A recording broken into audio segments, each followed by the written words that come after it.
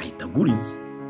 Ibyishimo bya Kazuyazi ntibyatinze kuko akigera i Kigali yatangiye kunywa ibiyobyabwenge, ajya mu rusimbi, arabetinga, biracika, nta madeni amubana menshi. Birumvikana rero nta kundi byari kugenda, inzu ye barayigurishije. Ngiryo irimbuka rya Kazuyazi.